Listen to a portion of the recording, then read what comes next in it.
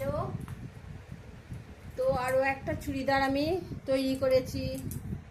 এটা দেখো কিরাম আমার গায়ে ফিটিংস হয়েছে।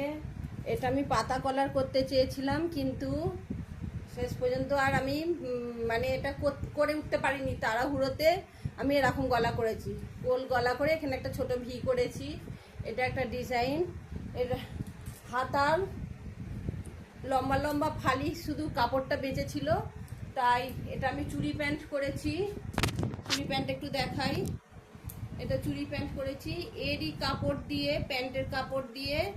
তো হাতা 3 হাতা করেছি, 3 কোয়ার্টার।